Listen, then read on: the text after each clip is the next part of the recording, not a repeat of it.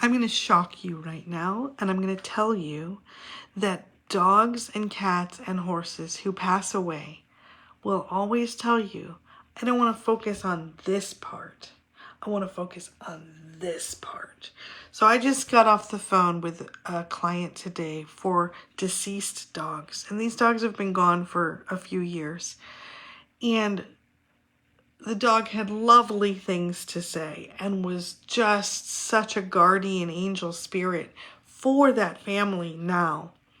And wanted them to remember his smile and certain things that he had done, and how much he loved certain ways in which they took care of him and pet him.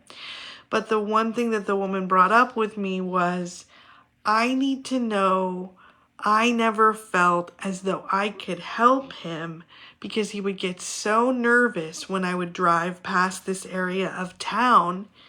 And he was a stray who was then taken by the local shelter.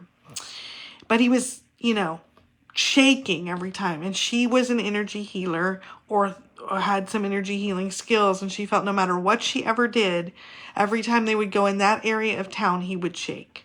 So I was able to ask the dog what happened at that time. And interestingly for me, you need to know that when animals pass over, their biggest memory, and even if they're here, their biggest memories are not the things that worry you the most. So they take great joy in small moments.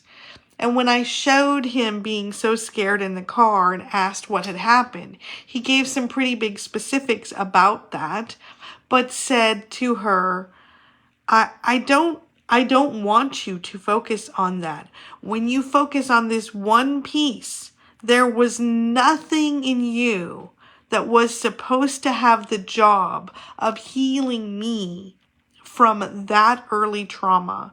And you are not a failure as a dog guardian because I was always scared in that one stretch of place.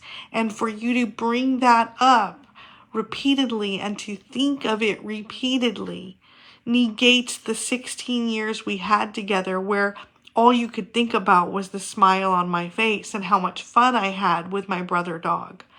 So I want you to remember that in your grief for your animals, focusing only on either how they died or the one way in which they acted that was quirky or odd that you could never solve is not necessarily something that was your job to fix.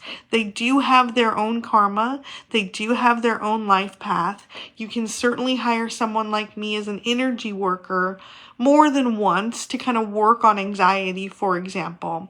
But they never blame you or think that you are at fault because they went through the world with a few quirks.